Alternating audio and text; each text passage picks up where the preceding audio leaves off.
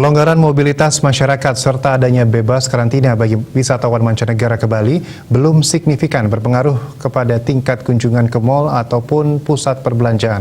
Kendati demikian diharapkan berbagai kebijakan pemerintah termasuk pelaksanaan vaksinasi ketiga kedepannya dapat berimbas pada tingkat kunjungan ke mal. Ketua Asosiasi Pengelola Pusat Belanja Indonesia atau APBI Bali, Gita Sinarwulan mengatakan adanya kebijakan pemerintah yang membawa kabar gembira di sektor pariwisata tersebut sampai saat ini belum terasa ada peningkatan trafik di pusat perbelanjaan. Ia pun berharap kondisi yang semakin membaik seiring dengan pelonggaran-pelonggaran diberikan oleh pemerintah dapat berpengaruh pada kegiatan di pusat perbelanjaan.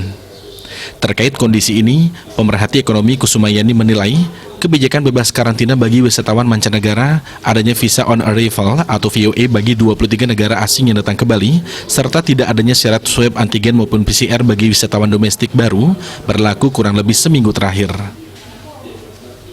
Alhasil belum signifikan terhadap peningkatan kunjungan wisatawan dan aktivitas transaksi di pusat perbelanjaan. Selain itu, tidak adanya libur nasional ikut mempengaruhi, sehingga wajar jika belum ada lonjakan jumlah kunjungan. Masyarakat lokal pun tidak banyak ada peningkatan pembelian karena kondisi ekonomi yang belum kembali normal. Sementara itu berdasarkan survei penjualan eceran Bank Indonesia atau BI, kinerja penjualan retail Bali pada Februari 2022 mengalami penurunan tipis sebesar minus 0,3% dibandingkan bulan sebelumnya. Hal ini disebabkan oleh meningkatnya kasus positif COVID-19 varian Omikron dan berkurangnya aktivitas pariwisata pasca Hari Besar Keagamaan Nasional, Natal, dan libur akhir tahun. Kepala KWP BI Bali, Trisno Nugroho menerangkan penurunan penjualan retail bersumber dari kontraksi penjualan pada beberapa kelompok komoditas yang dipantau dengan penurunan terdalam dialami oleh kelompok barang suku cadang dan aksesori dan bahan bakar kendaraan bermotor. Namun penjualan pada kelompok barang budaya dan rekreasi masih tumbuh sebesar 3,3%, serta peralatan informasi dan komunikasi tumbuh sebesar 1,4%.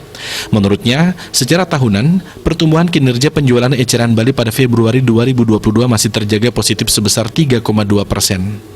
Pertumbuhan tahunan tersebut terutama bersumber dari meningkatnya penjualan untuk subkelompok sandang. Kinerja penjualan eceran tahunan di Bali tersebut selaras dengan kondisi nasional yang juga tumbuh terus meningkat.